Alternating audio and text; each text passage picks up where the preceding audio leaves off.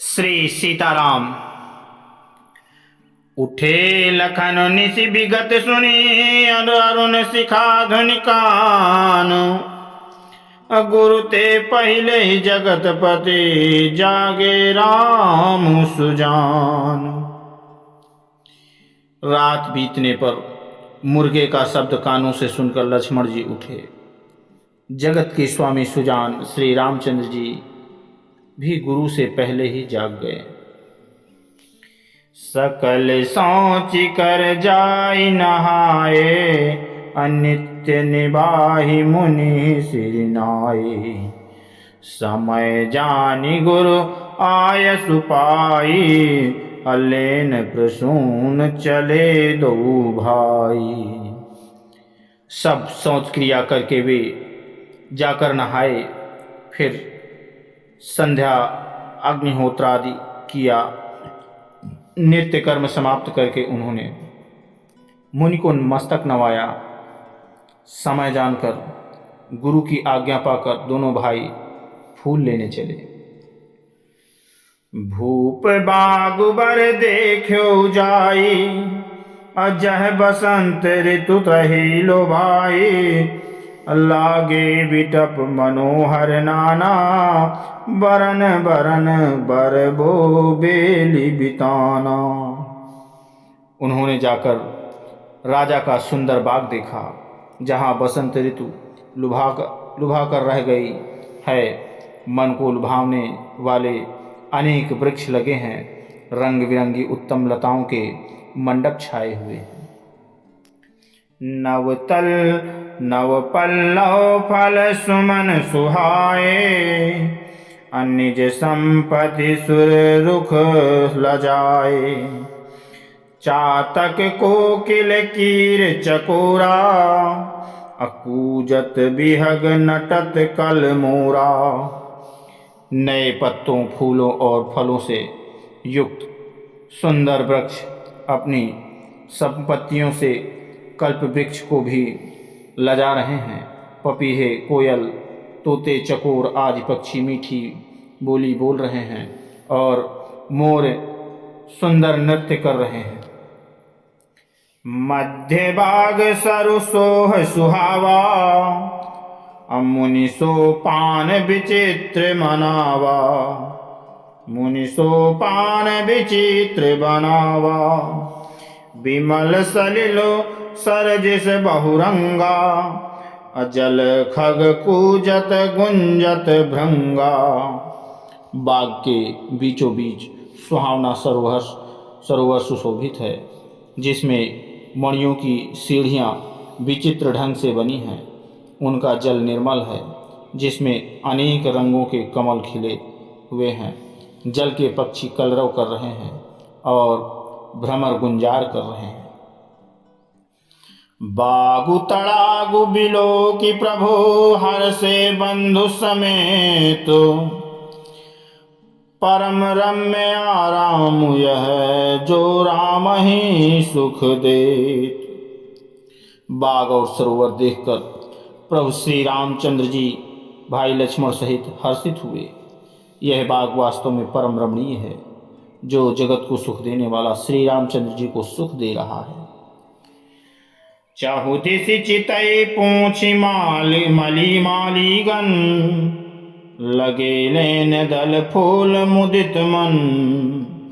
तेहि अवसर सीता तह आई, गिरिजा पूजन जननि पठाई।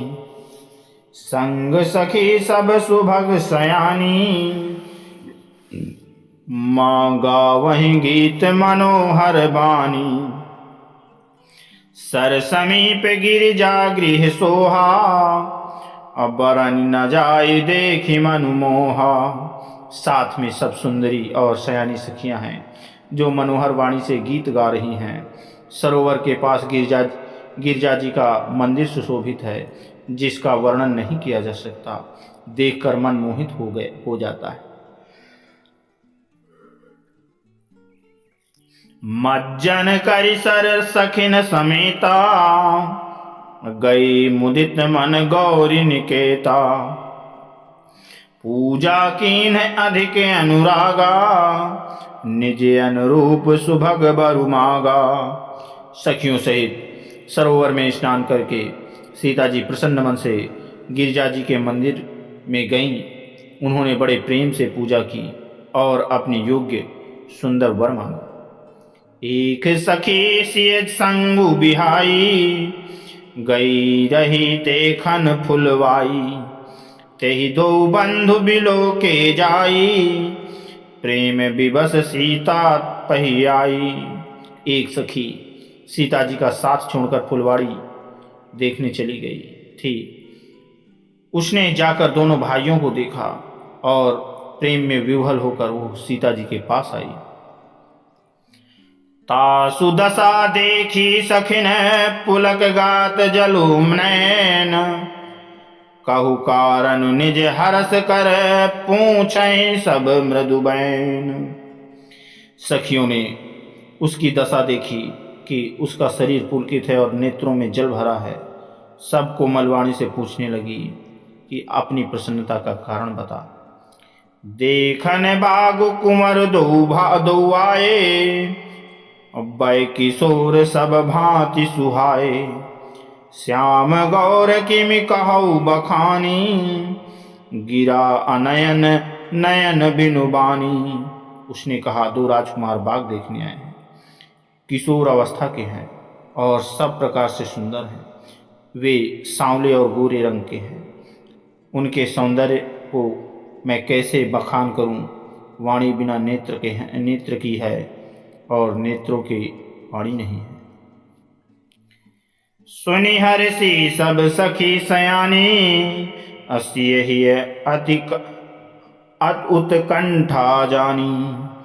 एक कहाई नृप सुत तेयाली, सुने जे मुनि संग आए काली।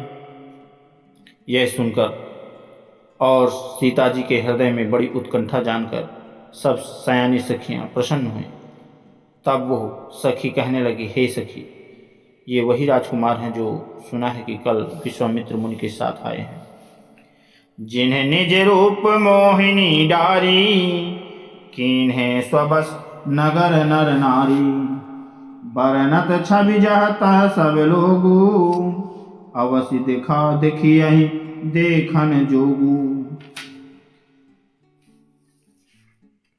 और जिन्होंने अपने रूप की मोहिनी डालकर नगर के स्त्री पुरुषों को अपने वश में कर लिया है, जहाँ तहाँ सब लोग उन्हीं की छवि का वर्णन कर रहे हैं। अवश्य उन्हें देखना चाहिए, वे देखने योग्य ही हैं। तासु बचन अति सियहि सुहाने, अदरसु लागी लोचन अकुलाने। चली अग्र करी प्रिय सखी सोई, प्रीति पुरातन लखई न कोई।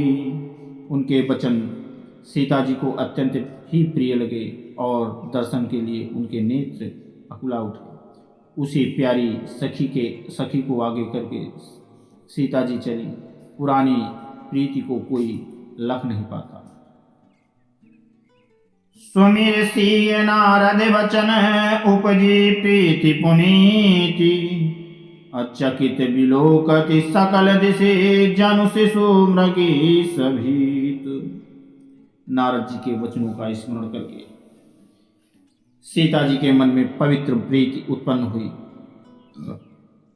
वे चकित होकर सब ओर इस तरह देख रही हैं मानो डरी हुई मृक्षौनी इधर उधर देख रही है। कंकण किंकिन नूपुर ध्वनि सुनि, कहत लखन सन राम हृदय गुनि। मानहु मदन दुंदुभि दीन्हि, मनसा विश्व विजय कह कीन्हि। कंकड़, हाथों की कड़े, करधनी और पाजेब के शब्द सुनकर श्री रामचंद्र जी हृदय में विचार कर लक्ष्मण से कहते हैं, यह ध्वनि ऐसी आ रही है मानो कामदेव ने विश्व को जीतने का संकल्प करके डंके पर चोट मारी है। अस कहीं फिर चितए तहि ओरा, सिय मुख शशि भय नयन चकोरा। भय विलोचन चारु अचंचल, मनहु सकुच निमित्त जे दिगंचल। ऐसा कहकर श्री राम जी ने फिर उस ओर देखा। श्री सीता जी के मुख रूपी चंद्रमा के लिए उनके नेत्र चकोर बन गए, सुंदर नेत्र स्थिर हो गए, टकटकी लग गई, मानो निम जानकी जी के पूर्वज ने, जिनका सबकी पलकों में निवास माना गया है, लड़की दामाद के मिलन प्रसंग को देखना उचित नहीं, इस भाव से सकुचा कर पलकें छोड़ दी, पलकों में रहना छोड़ दिया, जिससे पलकों का गिरना रुक गया। देखी सी शोभा सुख पावा, हृदय सराहत बचन नावा। जनु बिरंच सब निज निपुनाई, बिरच विश्व कह प्रगति से दिखाई। सीता जी की शोभा देखकर श्री राम जी ने बड़ा सुख पाया। हृदय में वे उसकी सराहना करते हैं, किंतु मुख से वचन नहीं निकलते। वो शोभा ऐसी अनुपम है, मानो ब्रह्मा ने अपनी सारी निपुणता को मूर्ति मानकर संसार को प्रकट करके दिखा दिया। सुंदरता कहु सुंदर करई, अच्छा विग्रह दीप शिखा जनु बरई। सब उमा कवि रहे जुठारी, कही पट तरऊ विदेह कुमारी। वो सुंदरता को भी सुंदर करने वाली हैं। वो ऐसी मालूम होती हैं मानो सुंदरता रूपी घर में दीपक की लौ जल रही हो। अब तक सुंदरता रूपी भवन में अंधेरा था, वो भवन मानो सीता जी की सुंदरता रूपी दीप शिखा को पाकर जगमगा उठा है, पहले से भी अधिक सुंदर हो गया है। सारी उपमाओं को तो कवियों ने जूठा कर रखा है। मैं जनक नंदिनी श्री सीता जी की किसमें उपमा दूं। श्री शोभा ही बरनि प्रभु, आपनि दशा विचारी। बोले सुचि मन अनुज सन, बचन समय अनुहारी। इस प्रकार हृदय में सीता जी की शोभा का वर्णन करके और अपनी दशा को विचार कर प्रभु श्री राम जी पवित्र मन से अपने छोटे भाई लक्ष्मण से समयानुकूल वचन बोले। तात जनक तनया यह सोई, धनुष यज्ञ जहि कारण होई। पूजन गौरी सखी लय आयई, करत प्रकाश फिरई फुलवाई। हे तात, यह वही जानकी जी की कन्या है जिसके लिए धनुष यज्ञ हो रहा है।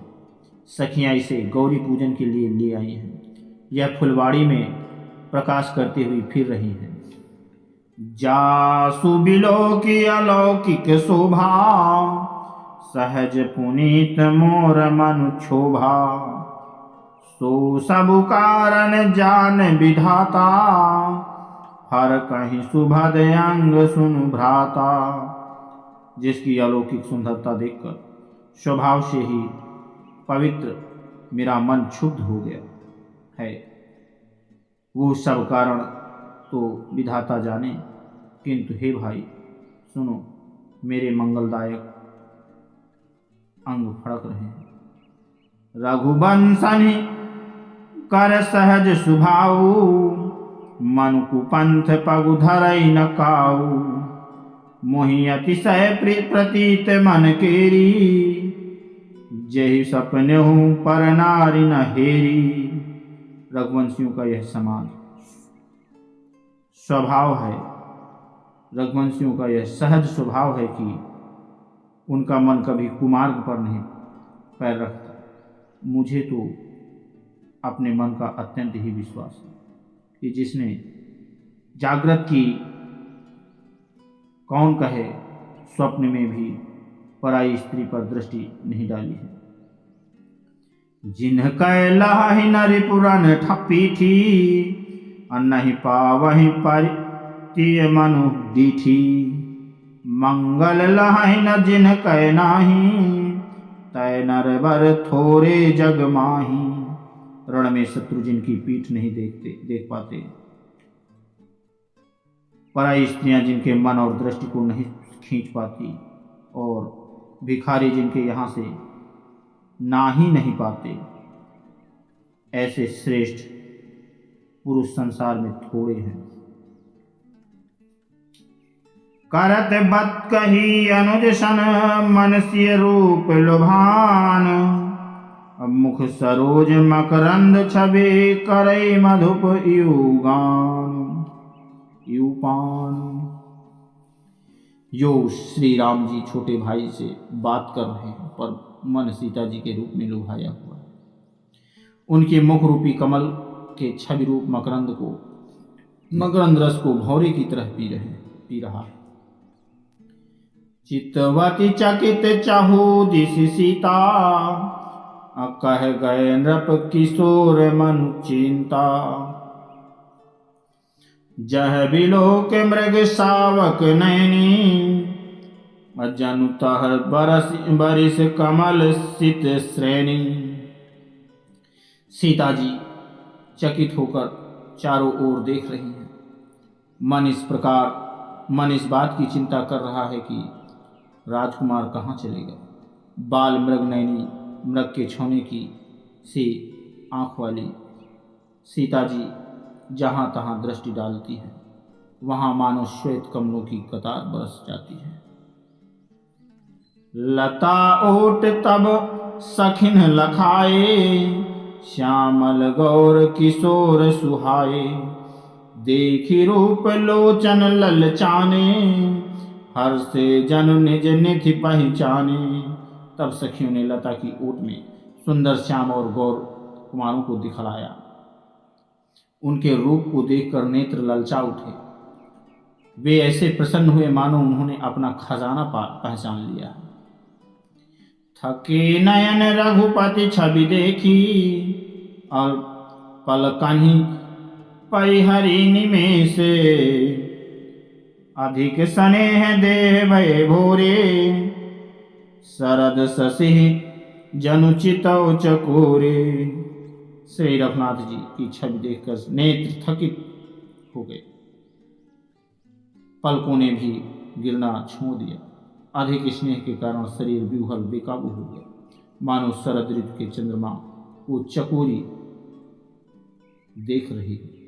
लोचन मृग रामहि उरयानी, दीन्हे पलक कपाट सयानी। जब सिय सखिन प्रेम बस जानी, कहीं न सकहीं कछु मन मत सकुचानी। नेत्रों के रास्ते श्री रामचंद्र जी के हृदय में लाकर चतुर शिरोमणि जानकी जी ने पलकों के किवाड़ लगा दिए, अर्थात नेत्र मूंद कर उनका ध्यान करने। जब सखियों ने सीता जी को प्रेम के वश जाना, तब वे मन में सकुचा गई, कुछ कह नहीं सकती थी। लता भवन ते प्रकट भेद, ते अवसर दो भाई। अनिक से जन जुग विमल विधु, जलद पटल बिल गाय। उसी समय दोनों भाई लता मंडप में से प्रकट हुए, मानो दो निर्मल चंद्रमा बादलों के पर्दे को हटाकर निकले। शोभा शिव सुभग दो बीरा, नील पीत जल जाभ शरीरा। मोर पंख सिर सोहत नीके, गुच्छ बीच बीच कुसुम कली के। दोनों भाई शोभा की सीमा है, उनके शरीर की आभा नीले और पीले कमल की सी है। सिर पर सुंदर मोर पंख सुशोभित हैं, उनके बीच बीच में फूलों की कलियों के गुच्छे लगे हैं। भाल तिलक श्रम बिंदु सुहाए, श्रवण सुभग भूषण छवि छाए। बिकट भ्रकुटि कच घूघर वारे, नव सरोज लोचन रत्नारे।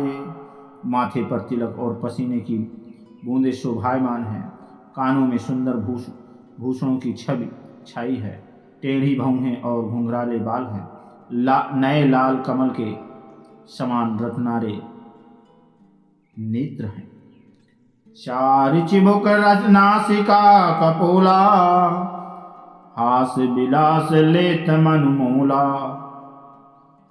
मुख छवि कही न जाय मोहि पाही, जो बिलो की बहु काम लजाही। ठोड़ी, नाक और गाल बड़े सुंदर हैं और हंसी की शोभा मन को मोल लिए लेती है। मुख की छवि तो मुझसे कहीं ही नहीं जाती, जिसे देखकर बहुत से कामदेव लजा जाते हैं। उर्मणिमाल कंबु कलगीवा, काम कलभ कर भुज बल सीवा। सुमन समेत बाम कर दोना, सावर कुंवर सखी सुठिलोना। वृक्ष स्थल पर मणियों की माला है। शंख के सदृश सुंदर गला है। कामदेव के हाथी के बच्चे की सूंड के समान उतार चढ़ाव वाली एवं कोमल भुजाएं हैं, जो बल की सीमा है। जिसके बाएं हाथ में फूलों सहित दोना है। हे सखी, वो सांवला कुंवर तो बहुत ही सलोना है। के हरि कटिपट पीत धर सुषमाशील निधान, देखी भानु कुल भूषण ही बिसरा सखिन अपान। सिंह की से पतली लचीली कमर वाले पीतांबर धारण किए हुए शोभा और शील के भंडार सूर्यकुल के भूषण श्री रामचंद्र जी को देखकर सखियां अपने आप को भूल गई। धरि धीरज एक आली सयानी, सीता सन बोली गही पानी। बहुरी गौर कर ध्यान करे हो, भूप किशोर देख किन लेहू। एक चतुर सखी धीरज धरकर हाथ पकड़कर सीता जी से बोली, गिरजा जी का ध्यान फिर कर लेना। इस समय राजकुमार को क्यों नहीं देख लेती। सकुच से तब नयन उघारे, सन्मुख दो रघु सिंह निहारे। नख सिख देख राम कै शोभा, सुमिर पिता पनु मनु अति क्षोभा। तब सीता जी ने सकचाकर नेत्र खोले और रघुकुल के दोनों सिंहों को अपने सामने खड़े देखा। नख से शिखा तक श्री रामचंद्र जी की शोभा देखकर और फिर पिता का प्रण याद करके उनका मन बहुत क्षुब्ध हो गया। पर बस सखिन लखी जब सीता, भयउ गहरू सब कहीं सभीता। पुनियाय आउब एहि बेरिया काली, अस कही मन बिहसी एक आली। जब सखियों ने सीता जी को परबस प्रेम के बस देखा, तब सब भयभीत होकर कहने लगी, बड़ी देर हो गई, अब चलना चाहिए, कल इसी समय फिर आएंगे। ऐसा कहकर एक सखी मन में हंसी। गूढ़ गिरा सुनिसिय सकुचानी, भयउ विलम्ब मातु भय मानी। धरि बड़ी धीर रामो रे आने, फिरी अपना पौ पितु बस जाने। सखी की यह रहस्य भरी वाणी सुनकर सीता जी सकुचा गई। देर हो गई जान उन्हें माता का भय लगा। बहुत धीरज धर कर वे श्री रामचंद्र जी को हृदय में ले आई और उनका ध्यान करती हुई अपने को पिता के अधीन जानकर लौट चली। देखन मिस मृग बिहग तरु, फिरई बहोरी बहोरी। अन्य रखी रखी रघुवीर छवि, बाढ़ई प्रीति न थोरी। मृग, पक्षी और वृक्षों को देखने के बहाने सीता जी बार बार घूम जाती हैं और श्री राम जी की छवि देखकर उनका प्रेम कम नहीं बढ़ रहा है, अर्थात बहुत ही बढ़ता जाता है। जानी कठिन शिव चाप विसूरति, चली राखी उर श्यामल मूरति। प्रभु जब जात जान की जानी, असुख स्नेह शोभा गुण खानी। शिव जी के धनुष को कठोर जानकर वे विसूरती हुई, मन में विलाप करती हुई, हृदय में श्री रामचंद्र जी की सांवली मूर्ति को रख कर चली। शिव जी के धनुष की कठोरता का स्मरण कर आने से उन्हें चिंता होती थी कि ये राजकुमार रघुनाथ जी कैसे उसे तोड़ेंगे। पिता के प्रण की स्मृति से उनके हृदय में क्षोभ था ही, इसलिए मन में विलाप करने लगे। प्रेमवश ऐश्वर्य की विस्मृति हो जाने से ही ऐसा हुआ। फिर भगवान के बल का स्मरण आते ही वे हर्षित हो गई और सांवली छवि को हृदय में धारण करके चली। प्रभु श्री राम जी ने जब सुख, स्नेह और शोभा और गुणों की खान श्री जानकी जी को जाते हुए जाना, परम प्रेम मैं मृदुमसी कीन्ही, चारु चित्त भीति लखिलिनी। गई भवानी भवन बहोरी, बंदी चरण बोली कर जोरी। तब परम प्रेम की कोमल स्याही बनाकर उनके स्वरूप को अपने सुंदर चित्र रूपी भित्ति पर चित्रित कर लिया। सीता जी पुनः भवानी जी के मंदिर में गईं और उनके चरणों की वंदना करके हाथ जोड़कर बोली, जय जय गिरिवराज किशोरी, जय जय गिरिवरराज किशोरी। जय महेश मुख चंद चकोरी, जय गज बदन खड़ानन माता। जगत जननी दामिनी दुति गाता। हे श्रेष्ठ पर्वतों के राजा हिमांचल की पुत्री पार्वती, आपकी जय हो, जय हो, जय हो। हे महादेव जी के मुख रूपी चंद्रमा की ओर टकटकी लगाकर देखने वाली चकोरी, आपकी जय हो। हे हाथी के मुख वाले गणेश जी की और 6 मुख वाले स्वामी कार्तिकेय जी की माता, हे जगजननी, हे बिजली की सी कांति युक्त शरीर वाली, आपकी जय हो, जय हो, जय हो। नहीं तो आदि मध्य अवसाना, अमित प्रभाव वेदु नहीं जाना। भव भव विभव पराभव कारिणी, अविश्व विमोहनी स्वबस बिहारिणी। आपका न आदि है, न मध्य है और न अंत है। आपके असीम प्रभाव को वेद भी नहीं जानते। आप संसार को उत्पन्न, पालन और नाश करने वाली हैं, विश्व को मोहित करने वाली और स्वतंत्र रूप से विहार करने वाली है। पति देवता सुतीय महु, मातु प्रथम तौरेख। महिमा अमित न सकहि कही, सहस शारदा शेष।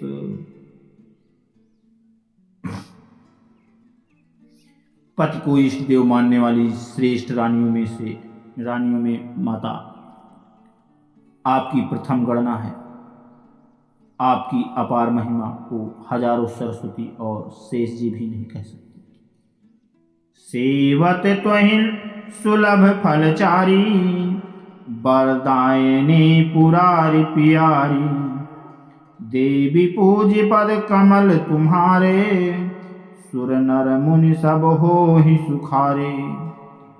हे भक्तों को मुंह मांगा वर देने वाली, हे त्रिपुर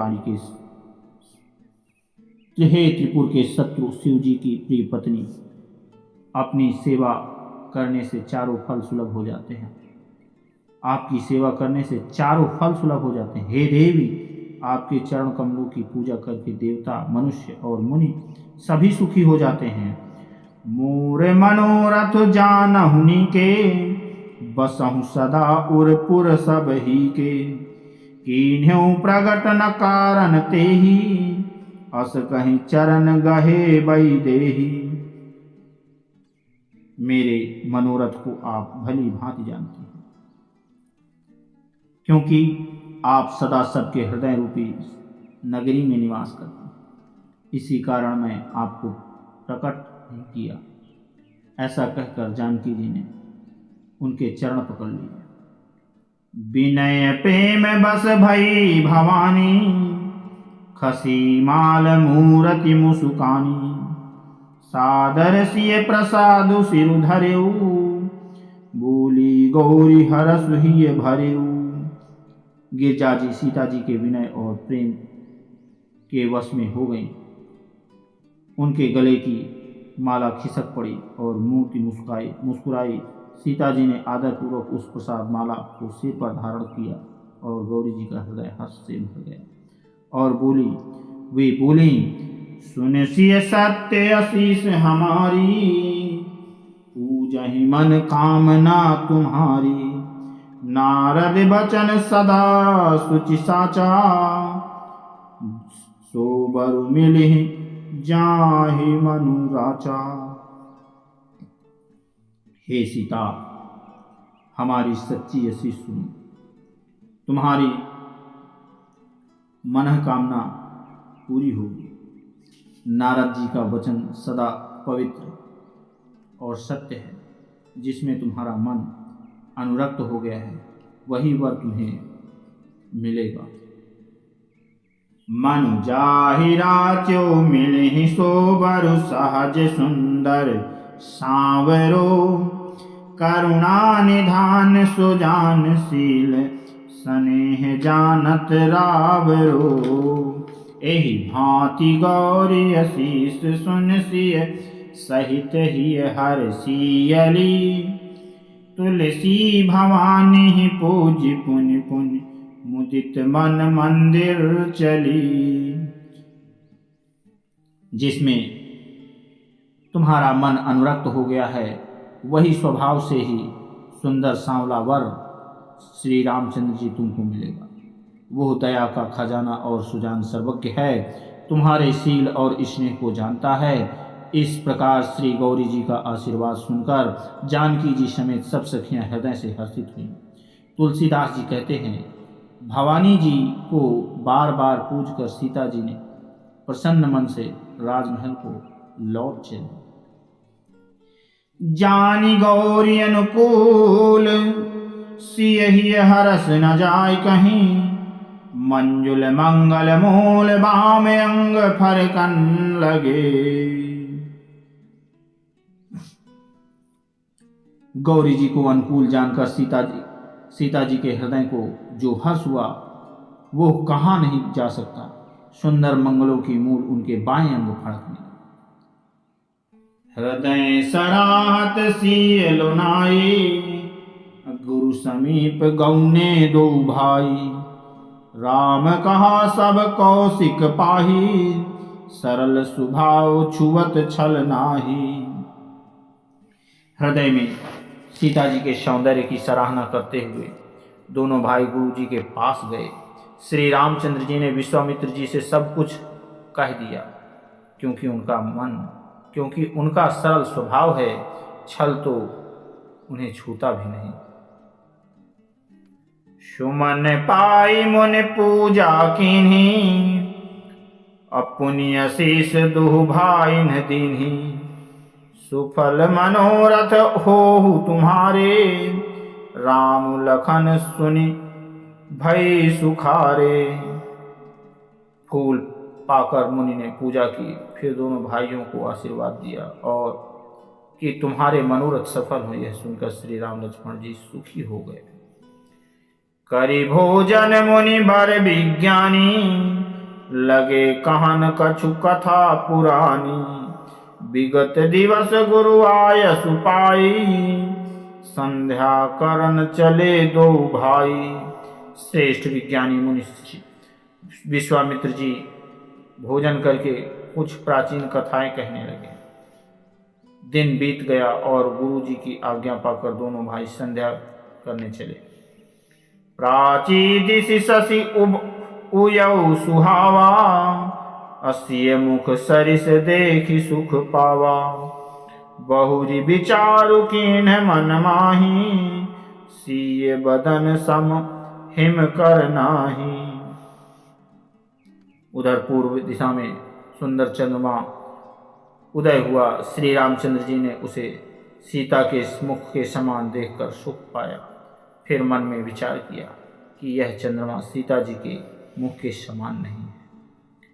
जन्म सिंधु पुनि बंधु विषु दिन मलिन सकलंक, सिय मुख समता पाव किमि चंदु बापुरो रंक।